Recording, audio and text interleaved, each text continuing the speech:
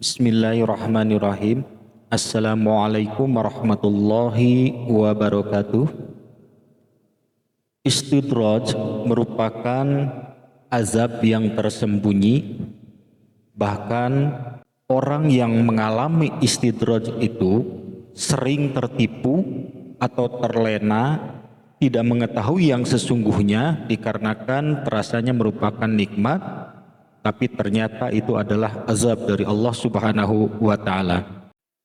Makanya ada orang yang sering menyebutkan, oh si Anu juga sering maksiat, sering berdosa, judi, mabuk dilaksanakan, tapi hidupnya sukses, tapi hidupnya senang, tapi hidupnya bahagia, sehat, walafiat.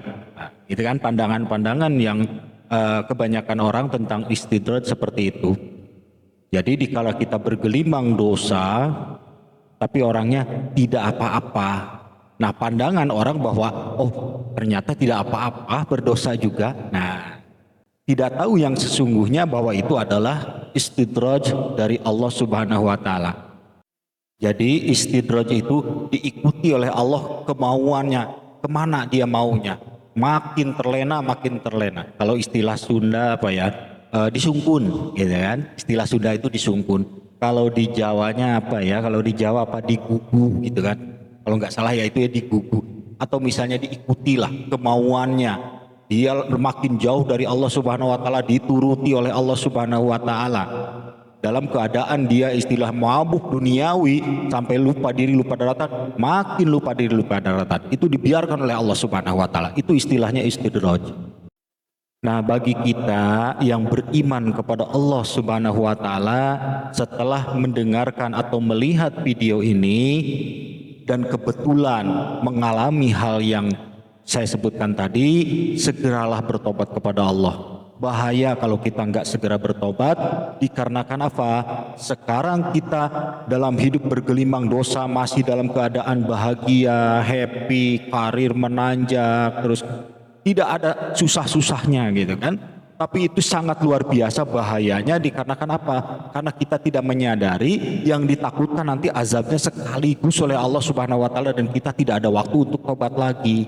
Itu yang dikhawatirkan. Makanya segera bertobat kepada Allah Subhanahu wa Ta'ala yang kebetulan saat ini merasa ada istidraj dari Allah Subhanahu wa Ta'ala.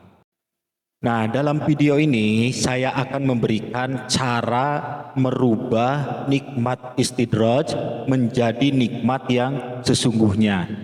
Jadi apabila sobat-sobat pada saat ini kebetulan berada di karir yang tinggi, bahagia, harta melimpah, padahal kita adalah hamba yang berdosa, yang belum sempat ditobati itu dosa-dosa, kebetulan saat ini kita mendapatkan istidraj dari Allah Subhanahu wa Ta'ala, inilah video yang tepat untuk Anda, yaitu cara merubah nikmat istidraj menjadi nikmat yang sesungguhnya.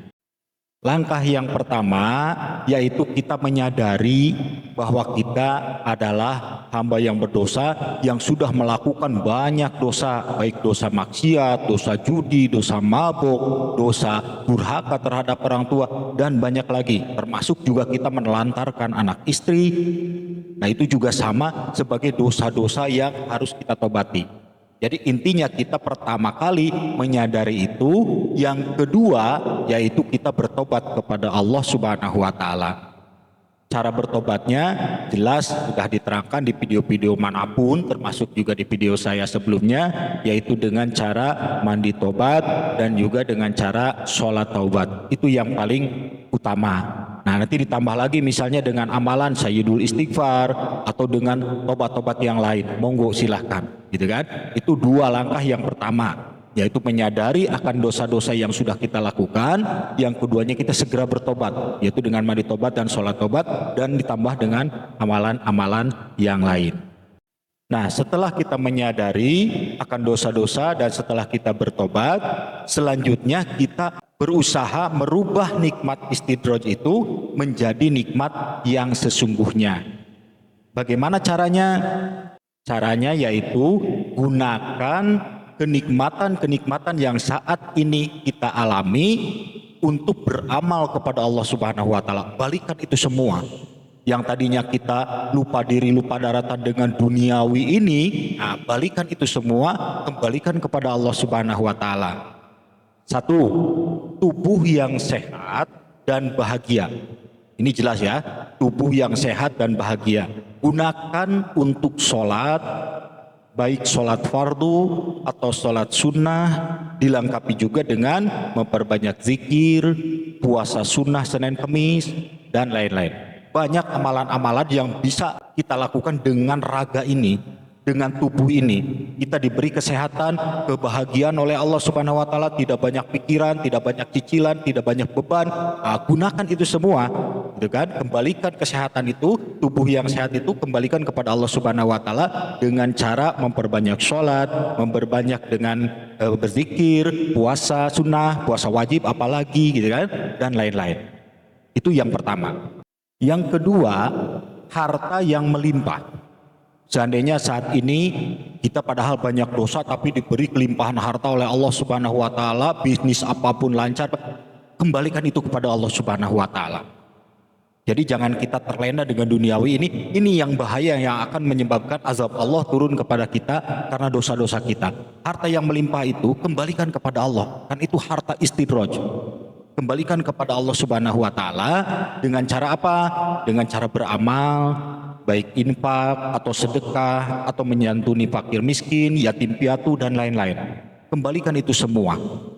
Dalam artian kita juga mengutamakan anak, istri, tapi kita kembalikan itu semua dengan niat ibadah kepada Allah Subhanahu wa taala.